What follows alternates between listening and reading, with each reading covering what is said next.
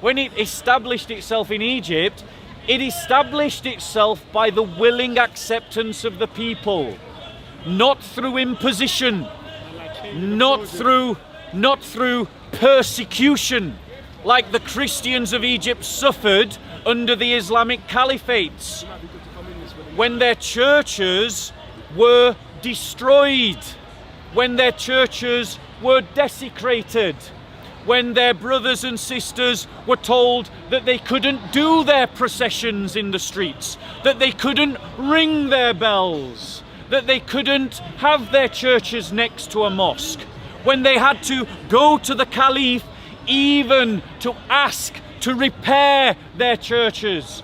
And so many Coptic churches fell into disrepair and ended up falling down.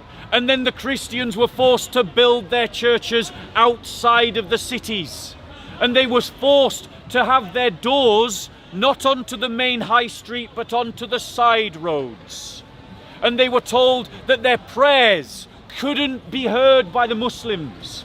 And when they were walking down the streets, the Arab Muslims would force them into the narrowest part of the road. And they would force them to wear clothes that distinguished them as Coptic Christians. They had to wear yellow belts. They had to ride on donkeys because they couldn't ride on horses. They were not allowed to carry swords. This is how the Arab Muslims destroyed African Christianity across the whole of North Africa and damaged African Christianity in Egypt. Perfect. And all of you black nationalists, Hebrew Israelites, Nation of Islam, Callum philosophy, you're all silent about it because you're intimidated by Muslim gangs in the hood. Oh, shit. You need to, if you want to claim black Pan-African identity, start speaking up about this history, about African Christian history. Remember, it wasn't imposed from above. It was indigenous. One of the first Christian kingdoms outside of Armenia was Ethiopia. The Ethiopian Negus was the one who took in Muslims out of a Christian sense of hospitality and justice. What a historical mistake that was. About when Muhammad went there. When Muhammad sent some Christians, he sent them to Ethiopia. Sorry, he sent some Muslims, he sent them to Ethiopia. They was getting persecuted. Yeah. I thought Prophet Muhammad went there as well. I don't believe Muhammad did. But the thing is, one of those companions actually became a Christian in Ethiopia. I've heard the reverse, that the king converted to Islam after. It's a lie. It's a lie. The Muslims lie about, Leon, Muslims lie about I'm history. not saying it's the truth, I'm saying, have you heard that? It's a lie. You're aware of it, it's not the first time you're hearing this story. No, it's the first time I'm hearing it, but I'm confident it is a lie. The reality is that Muslims often rewrite history.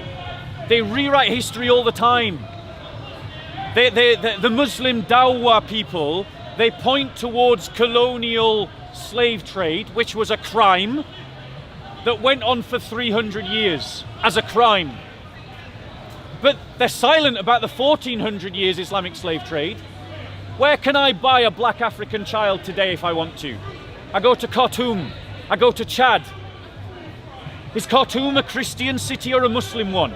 Is Chad a Christian country or a Muslim country? I go to Mauritania. Is that Christian or Muslim? Learn your history. Go and speak to the Coptic Christians about how they practice their Christian faith. Go and speak to the Ethiopian Christians about how they practice their Christian faith. I don't want you to follow a white man's Christianity. Go and follow a black man's Christianity. Go follow the truth. Go follow the truth and join into the commonwealth of the church.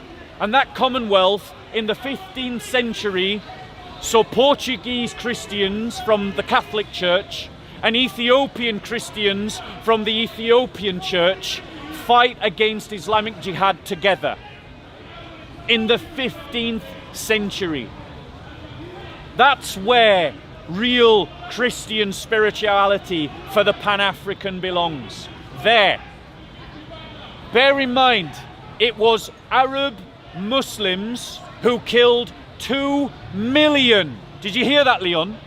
2 million African Christians in South Sudan in 18 years of jihad in which they sought to Arabize the South. That is why there is now an independent country in South Sudan, because the African Christians said, we will not be Arabized. We want to keep our Christianity, and they took up arms and they fought for 18 years against a jihad that happened in the 20th century. So in the process, they lost 2 million. 2 million Africans were killed by jihadis. And too many Pan-Africans are there still talking about crimes that happened hundreds of years ago by the white man, and you're silent about the crimes of the Arab Muslims that are happening today to African Christians. Is it Boko Haram? Is that Christian or Muslim? How many Africans are dying at the hands of Boko Haram? How many African Christians are dying at the, what's the tribe called? The tribe that travels. The Arab Muslim tribe that travels there, a nomadic tribe, I forget the name. Bedouin? Bedouin. Not Bedouin, that's an Arab tribe. I can't remember. What? Maybe, yes, that sounds familiar. Yeah, I think it's the Fulani. Forgive me if it's not the Fulani, someone will correct me in the comments. I know they're Muslims, so the Fulani. But they are killing African Christians. That's what's happening. So African Christians in Ethiopia, African Christians across Africa, unite, stand together. So you're making the claim that it's Muslims that are doing these things. See, like how when you're saying that the Christians, certain bad ones, that came in the name of Christ and was committing atrocities to Africans as well. Would you say that they are Christians that was just doing bad things, or would you say that they ain't Christians according to their practices? I am not going to do what the Dawah teams here in the corner and pretend that that Christians have never done any bad things. Like, that's Adnan's trick. It's not my trick. Christians did bad things in Africa, European Christians. But they was acting against the teachings of their religion, whereas in this case they're saying that the Muslims that are committing these atrocities. Yes, I would say that you're arguing. I don't know. I'm asking. Are you arguing that they're acting according to instruction from their religious schools? Yeah, let me address that point directly. So, to address that point directly and clearly, when Christians went into Africa and started trading in slaves, they were acting against Christian tradition, against biblical teaching, and they were doing it more out of Enlightenment philosophy. You see, Christians had all but abandoned the slave trade amongst themselves in Europe. So why did they suddenly start why did they do that? They did that because of Christianity. Why did they start trading in other human beings? It was because of the Enlightenment philosophy that emerged around the 1600s and 1700s. And that's where the slave trade started. Were Christians complicit in that act? Most certainly they were, but there were many Christians who fought against it even back then. The Jesuits and the Franciscans in Latin America were arguing against slave trade, against European colonialists in Latin America.